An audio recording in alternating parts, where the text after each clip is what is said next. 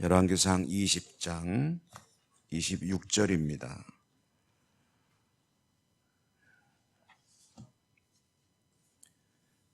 열왕기상 20장 26절에서 34절까지 26절부터 34절까지 교독하겠습니다.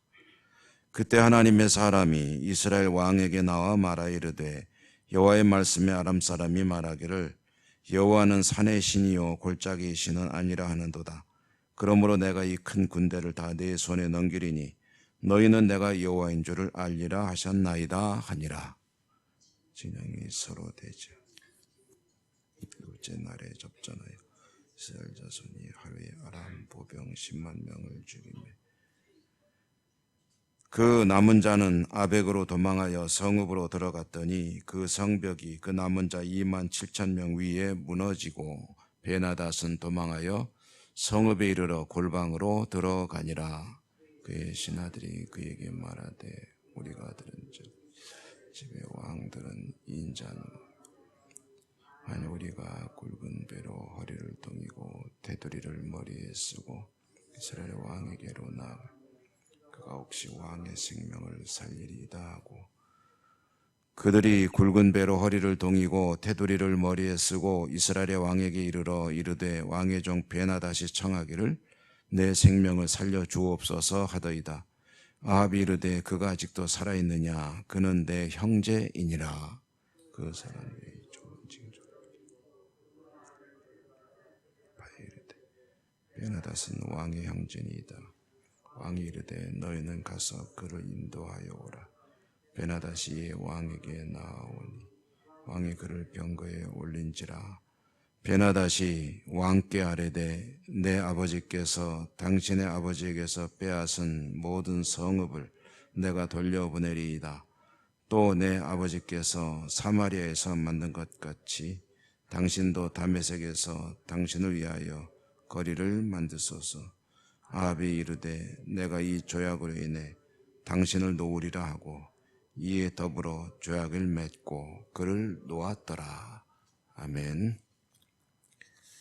오늘도 주님 은혜가 여러분과 함께 하시기를 기원합니다.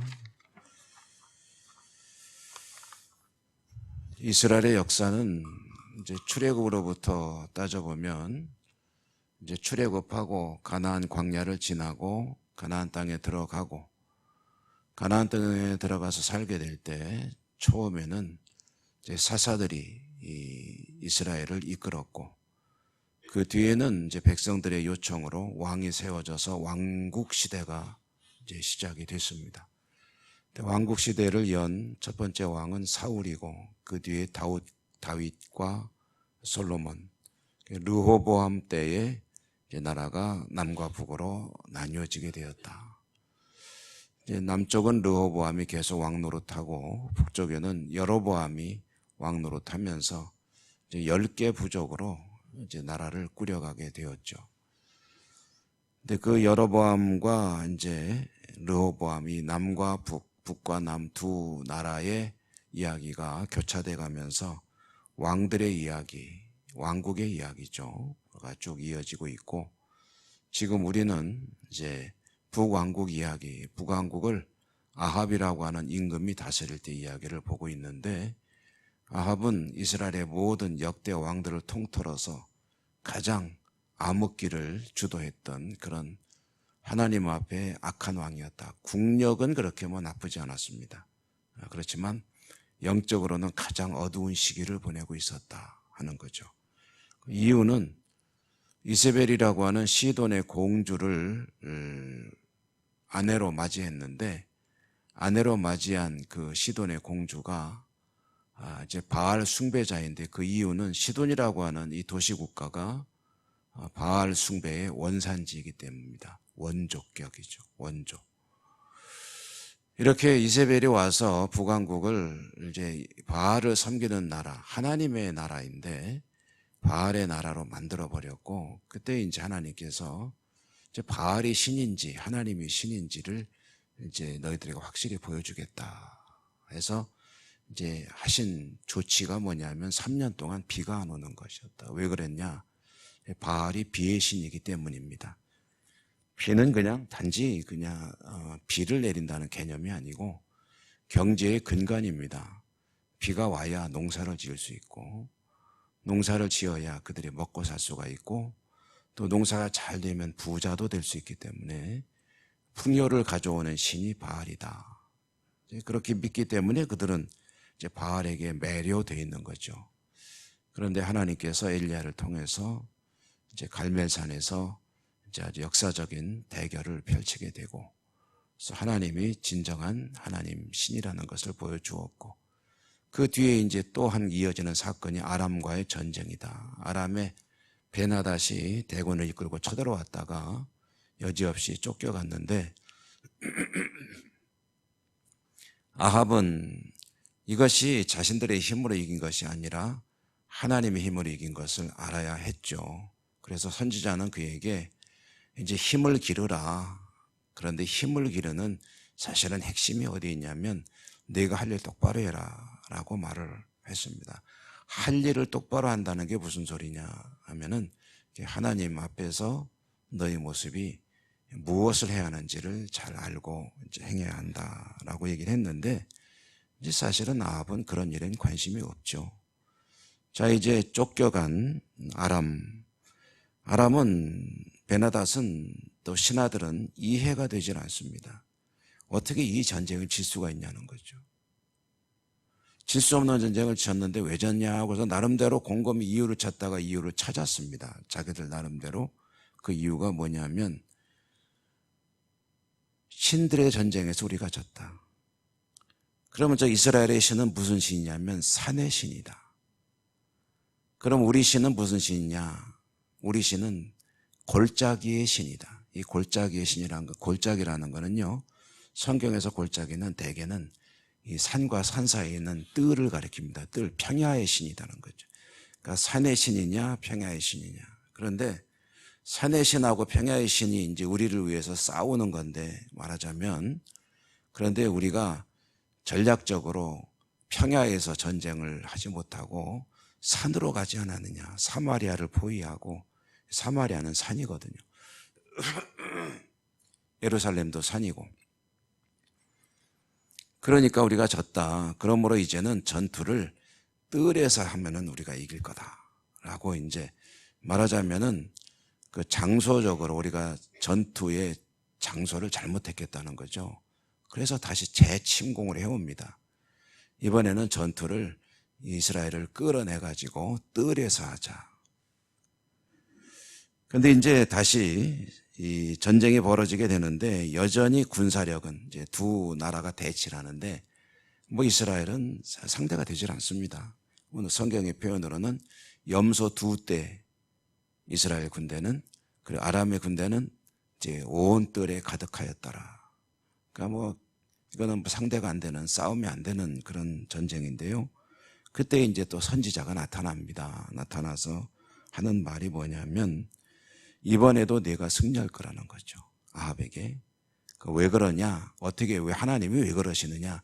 면 하나님이 누군지를 너에게 드러내시기 위함이다 라고 말씀을 전합니다. 그게 27절에 나와 있죠.